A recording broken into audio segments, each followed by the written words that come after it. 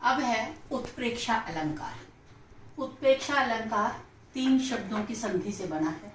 उत प्लस प्र प्लस इक्षा। उत का अर्थ होता है उत्कृष्ट, प्र का अर्थ होता है निकट और इक्षा का मतलब होता है इच्छा, यानी उत्कृष्ट रूप से निकट से देखने की इच्छा। जब इसका लक्षण क्या है उत्प्रेक्षा अलंकार का, कि जब अत्यधिक समानता के कारण उपमेय में उपमान की संभावना व्यक्त की जाती है, वहां पर उत्प्रेक्षा अलंकार होता है। जानहूं, मानहूं, जनूं, मानो, इसमें वाचक शब्दों का प्रयोग किया जाता है। उदाहरण के रूप में, सोहत ओढ़े पीत पट श्याम सलोने गाथ, मानहूं नीलमणि सैल पर आतप पर्यो प्रभात। तो यहाँ पर कृष्ण के सौंदर्य का वर्णन किया गया है। इसमें उत्प्रेक्षा अलंकार मानो में आता है कि कृष्ण जो है वो सांवले रंग के हैं। उन्होंने श्याम सलोने गाथ, श्याम कृष्ण, सलोने सुंदर, गाथ शरीर, कि सांवले रंग वाले कृष्ण ने अपने शरीर पर पीत पट, पीत पीले पट वस्त्रों को धारण कर रखा है। इसलिए सोहत ओढ़े, वो पीले रंग के वस्त्रों को, सोहत सुंदर लगना, ओढ़े पहनकर वो सुंदर दिखाई पड़ रहे हैं।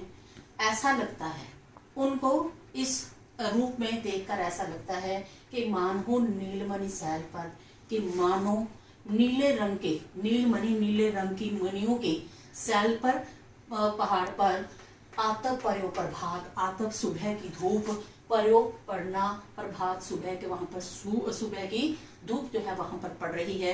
कि जिस प्रकार नीले रंग की मणियों से बने हुए पर्वत पर सुबह की धूप पड़ते ही वो चमक जाती है, उसी प्रकार सांवले रंग वाले कृष्ण ने अपने शरीर पर पीले रंग के वस्त्रों को धारण किया हुआ है और बहुत ही सुशोभित हो रहे हैं।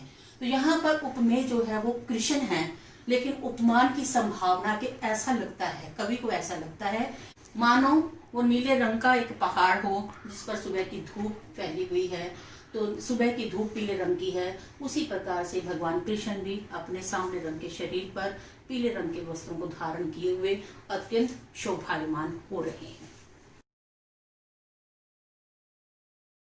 अब है अलंकार मानवीकरण। इसका लक्षण है कि जहां पर मानवेतर प्राणियों यानी मानव से अलग प्राणियों पर मानव सुलभ क्रियाओं का आरोप कर दिया जाए, मानव सुलभ गुणों का आरोप कर दिया जाए, यानी जड़ पर चेतनता का आरोप मानवीकरण कहलाता है। उदाहरण, चारों चंद्र की चंचल किरणें खेल रही हैं जलथल में, स्वच्छ चांदनी बिछी हुई है अवनी और अंबर तल में। इसका अर्थ क्या है कि चारों बात होता है सुंदर, चारों चंद्र की चंचल किरणें, क्योंकि यहाँ पर पंचवटी का दृश्य है जहाँ पर रामचंद्र, सीता और लक्ष्मण जो है वहां पर विराजमान है। रात्रि का वातावरण है।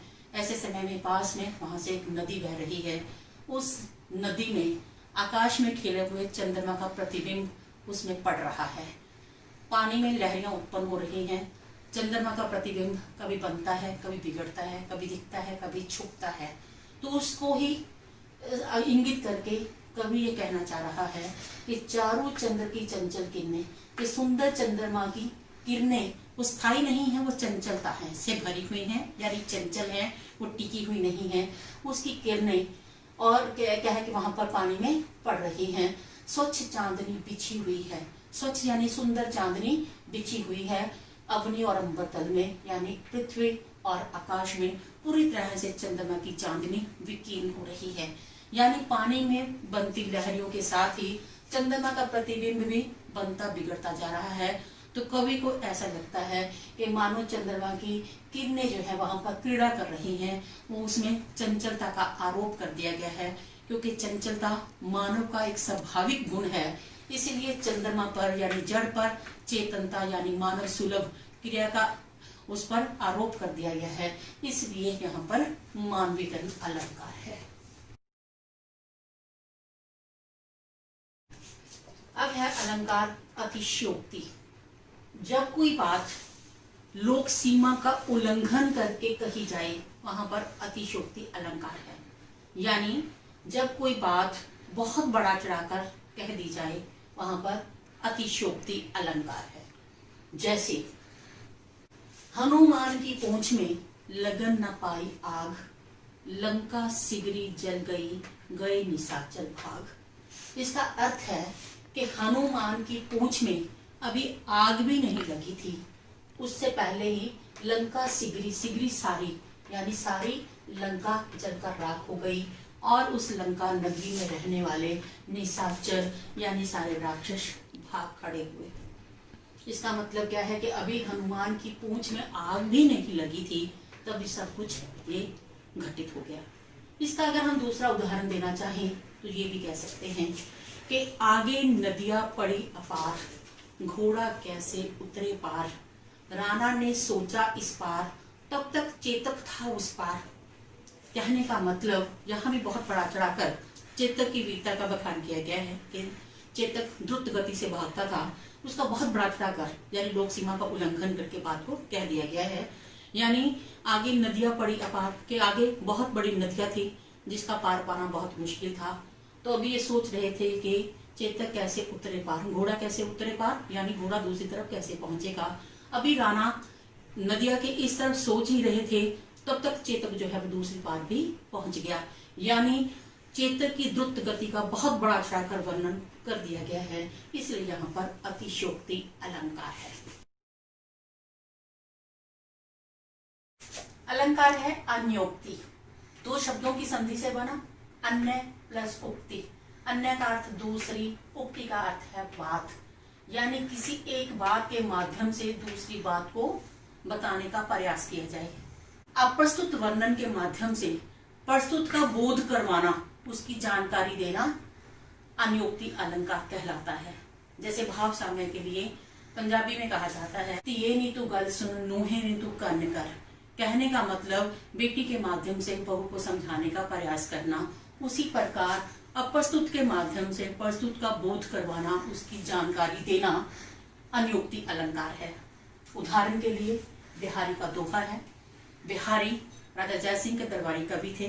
राजा जयसिंह अपनी पत्नी के प्रेम पाश में बंधकर अपने राजकाज से विमुख हो रहे थे, इसीलिए कवि ने सीधा उसको समझा नहीं सकता था, इसलिए उसने शब्दों के माध्यम से, अपने इस दोहे के माध्यम से राजा जयसिंह को जागरूक करने का प्रयास किया। क्या कहना चाहता है कि स्वार्थ सुकृत न श्रम वृथा, देख विहंग विचार, बाज पर आए पानी परी, तू पक्षी ना मार।